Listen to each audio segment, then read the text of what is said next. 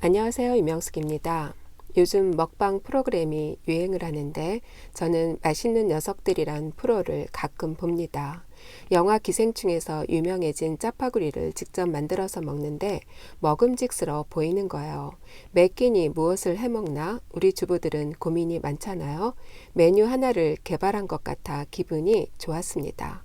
벌써 2번이나 만들어 먹었죠. 영화에서는 체크살 스테이크 고기를 사용했는데 저는 불고기 고기를 사용하고 양파와 버섯, 마늘을 듬뿍 넣고 볶다가 삶은 면을 넣고 짜장 소스를 넣었더니 모양도 그럴싸하고 맛이 일품이었습니다. 짜장면은 우리 한국 사람들의 향수라고 할 수 있잖아요. 시간도 얼마 안 걸리고 맛도 좋은데 집안의 냄새가 장난이 아닙니다. 오늘 아침도 일어나서 창문을 열고 초를 여기저기 피워 놓았어요. 영화 기생충은 외국 사람에게도 인기가 있는 작품이라 짜파구리가 참 많이 팔렸다고 합니다. 오늘 소개해드릴 묵상 에세이는 김겸섭 목사님의 그날 이후란 책인데 이 책에서 말하는 그날이란 예수 그리스도를 인격적으로 만난 날을 뜻하는 것입니다. 저자는 그리스도인에게는 그리스도를 인격적으로 만난 그날 이전과 그날 이후 이렇게 2개의 시간이 존재한다고 이야기하고 있습니다. 이 책은 구원받은 그리스도인들이 그날 이후 어떤 삶을 살아야 하는지에 대해 베드로와 사도 바울 등 성경 속 인물을 모델로 제시하면서 구원받은 그리스도인들이 버리고 비워야 할 것은 무엇이며 어떻게 실천적 삶을 살아야 하는지에 대한 설명을 하고 있습니다. 한번 구원받은 것으로 끝나는 것이 아니고 하나님과의 끊임없는 교제를 통해 성화를 이루어 가야 할 것을 강조하고 이러한 논리를 증명하기 위해 다양한 장르를 소재로 삼고 있습니다. 수위에 주머니가 없는 이유, 이 제목의 글을 읽어드리겠습니다. 스코틀레인들에게는 자녀가 초등학교에 입학할 때 아이들의 안쪽 주머니에 작은 글씨로 쓴 사랑의 쪽지를 넣는 풍습이 있다. 이제 막 글을 깨우친 어린이들이 처음으로 읽는 그 쪽지에는 다음과 같은 글이 쓰여 있다고 한다. 얘야, 사람이 죽을 때 입는 수의에는 주머니가 없단다. 사람이 불행하게 되는 가장 큰 이유는 현재 가진 것보다 더 많은 것을 갖기 위해 수많은 주머니를 만드는 데 있다는 걸 잊지 말거라. 자녀들이 탐욕의 노예로 성장하는 불행을 막기 위해 그들의 안주머니에 살며시 넣어둔 사랑의 쪽지, 그것은 아이들이 성장하며 매일 읽어야 했던 주머니 안의 잠언이었다.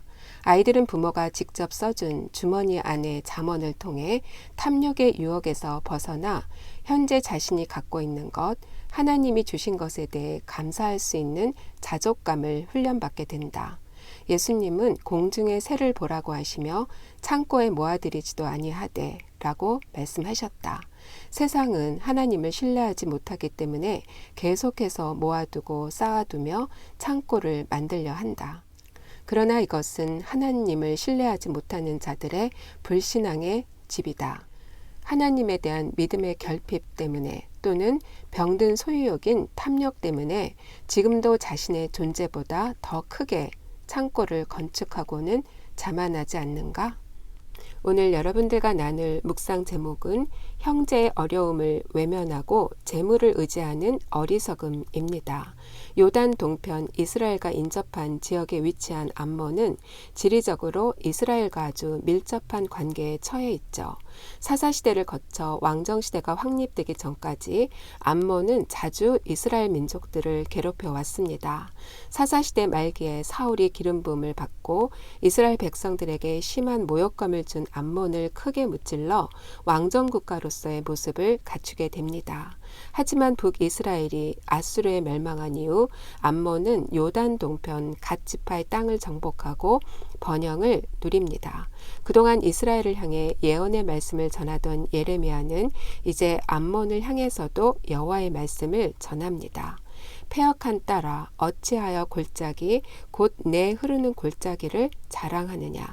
내가 어찌하여 재물을 의뢰하여 말하기를 누가 내게 대적하여 오리여 하느냐. 지금 누리는 번영이 하나님의 은혜임에도 불구하고 암몬은 자신의 능력인 양 자랑을 합니다.